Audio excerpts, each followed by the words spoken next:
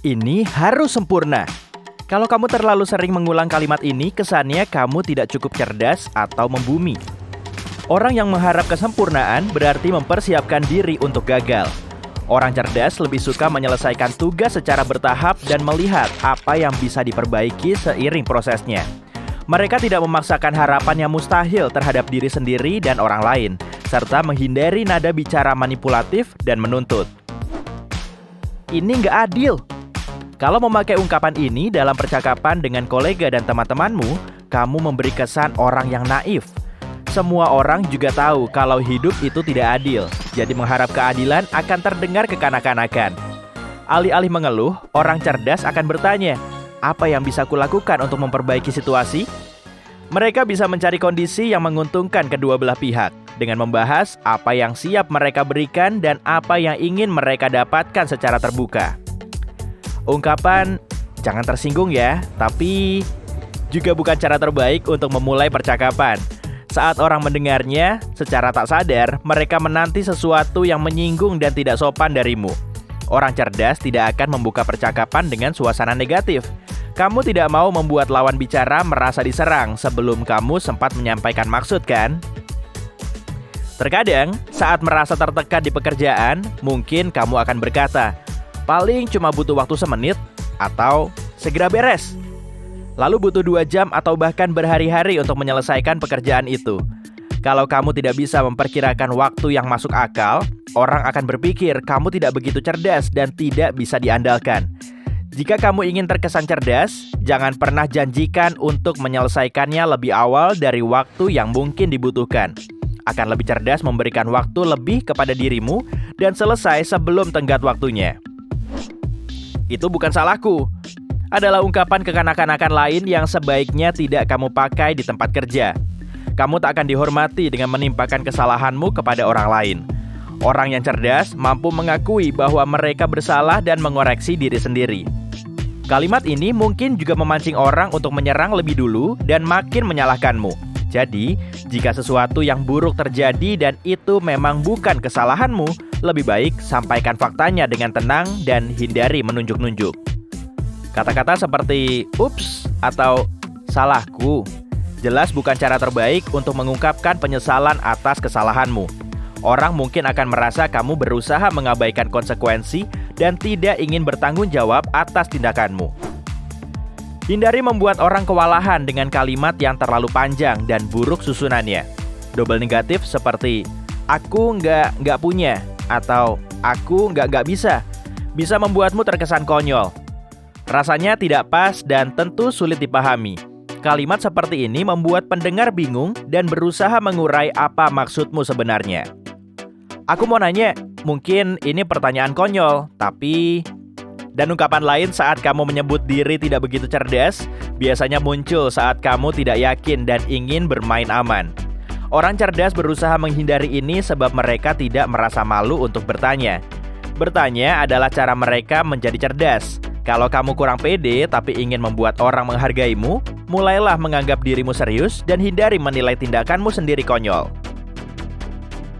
Hindari mengakhiri kalimat dengan "dan semacamnya". Itu terkesan tidak dewasa dan bisa menjauhkan pendengar dari esensi pembicaraan. Kalau kamu menerangkan sebuah daftar, lebih baik sebutkan semua poin dengan jelas. Ini membuatmu tampak lebih bertanggung jawab dan fokus. Kolega dan teman-temanmu tidak perlu menebak-nebak apa yang kamu maksud dengan yang semacamnya. Hindari kata-kata mengganggu seperti kayak, dan kata-kata pengisi lain dalam pembicaraanmu. Begitu juga dengan kata-kata seperti literally, agak, semacam, tahu kan, dan sejenisnya. Terlalu banyak memakai kata-kata ini kayak bisa bikin kamu terdengar kurang cerdas dan kompeten. Kalau kata-kata itu muncul begitu saja, tarik napas dalam saat kamu berbicara. Dan jangan takut memberi jeda jika dibutuhkan. Itu bukan tugasku. Orang yang tidak mau memikul tanggung jawab di luar tugasnya berisiko meninggalkan kesan negatif. Orang lain mungkin berpikir, kamu tidak tertarik dengan pengembangan pribadi dan hanya memenuhi kapasitas minimal demi mendapat bayaran. Tentu, kamu harus melindungi hak-hakmu dan mencegah orang lain mengambil waktumu cuma-cuma. Orang cerdas memakai kasus semacam ini untuk melakukan negosiasi promosi atau kenaikan gaji, alih-alih cuma mengabaikan tugas. Jangan sebut-sebut IQ-mu yang tinggi sebagai bukti bahwa kamu lebih cerdas daripada orang lain. Agak terkesan naif ya. Para psikolog telah menemukan banyak sekali jenis kecerdasan, termasuk kecerdasan linguistik, visual, musikal, ritmik, emosional, dan lain-lain. Tes IQ hanya menilai salah satunya dan menentukan seberapa pandai kamu memecahkan teka-teki dan masalah. IQ tinggi tidak menjamin kamu lebih cerdas dalam semua aspek kehidupan. Karena itu, menyebut tes IQ sebagai bukti kecerdasan luar biasa mungkin terkesan kuno. Sekarang ini teknologi berkembang pesat dan inovasi dengan cepat menjadi sejarah. Karena itu ungkapan, "Aku selalu mengerjakannya dengan cara ini," membuatmu terkesan agak malas dan menentang kemajuan. Ini membuat orang bertanya-tanya, kenapa kamu tidak mau menyempatkan diri untuk memperbaiki rutinitasmu? Jika kamu sering mengulang kata-kata yang membuatmu terkesan malas dan pasif, mustahil bosmu akan mempercayakan tanggung jawab dan promosi kepadamu. Cara mudah lain untuk terdengar konyol adalah memakai kata-kata yang tidak kamu pahami. Kalau kamu tidak 100% yakin dengan arti dan cara pengucapan yang benar, coba cari di Google. Atau hindari saja memakai kata itu. Jangan memakai terlalu banyak kata populer dan bahasa gaul profesional, cuma biar terdengar keren. Terutama ke orang-orang yang tidak tahu arti kata-kata itu. Kamu akan terdengar mirip robot tanpa empati dan hanya mengutip buku-buku bisnis. Tidak masalah sekali-sekali berkata, "Aku nggak yakin," kalau kamu sedang membahas fakta-fakta tertentu. Tapi, kalau kamu sedang menyampaikan pendapatmu sendiri dan terlalu banyak menggunakan kata-kata yang berkaitan dengan kualitas, ini akan membingungkan dan janggal.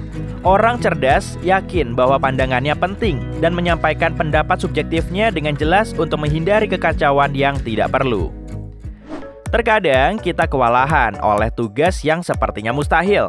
Mengulang-ulang ungkapan, "Aku nggak mampu ngerjain ini," tidak akan membantu atau memberimu dukungan. Justru akan membuatmu terkesan konyol dan malas. Orang cerdas mencari solusi, bukan mencari alasan. Dan kalau memang tidak punya pengalaman atau kemampuan memadai untuk menuntaskan suatu tugas, mereka tidak ragu untuk meminta bantuan. Memanggil kolega priamu dengan cuy atau bro bisa meninggalkan kesan tidak sopan. Begitu juga memanggil sis ke kolega wanita. Orang yang konservatif bisa menganggap ini sangat tidak pantas, bahkan menyinggung. Kalau kamu bekerja di perusahaan startup yang santai dan bentuk komunikasi ini dianggap wajar, pastikan aman kalau kamu memanggil seseorang dengan bro sebelum melakukannya. Berkata, "Akan kucoba," akan membuatmu terdengar tidak cukup pede dengan kemampuanmu untuk menyelesaikan tugas. Orang cerdas tahu mereka bertanggung jawab atas tindakan mereka. Jika kamu akui dengan lantang bahwa kamu meragukan kemampuanmu, orang lain akan makin meragukanmu. Orang yang tidak paham bisnis cenderung menilai tanpa melakukan riset terperinci. Kalau kamu impulsif dan kasar dalam menilai orang, acara atau tempat, mungkin kamu akan mendapat reputasi sebagai orang dangkal. Orang cerdas tidak buru-buru menyimpulkan sesuatu dan mengambil waktu untuk mengamati. "Aku fans beratmu." Mengidolakan orang di sekitarmu atau seleb bisa membuatmu terkesan agak naif. Siapapun punya kelebihan maupun kekurangan, dan orang cerdas menghormati orang lain sebagai diri mereka apa adanya dan tidak menjadikan orang lain teman imajiner yang sempurna. Jika kamu meniru seleb dengan membabi buta, menirukan perkataan dan tindakannya, memakai gaya rambut dan pakaian yang sama, maka kamu tidak akan dianggap sebagai orang yang dewasa. Orang cerdas punya keberanian untuk menjadi diri sendiri. Banyak juga cara nonverbal untuk tampak konyol dibanding keadaanmu yang sebenarnya. Terus-menerus menganggukkan kepala, duduk dengan posisi punggung membelok, atau melanggar etika berpakaian. Jika perusahaanmu menuntut semua karyawan memakai pakaian bisnis kasual untuk acara perusahaan, dan kamu muncul dengan celana jeans dan hoodie, orang akan berpikir kamu tidak punya kesadaran dan rasa hormat. Balik 20 menit lagi. Kalau kamu terbiasa meninggalkan catatan seperti itu di tempat kerja, orang bisa berpikir kamu tidak begitu cerdas.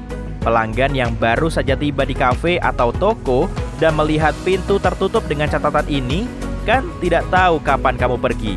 Dia tidak bisa memperkirakan berapa lama harus menunggu. Itu sebabnya lebih cerdas kalau kamu sebutkan kapan persisnya kamu pergi dan kembali ke tempat kerja.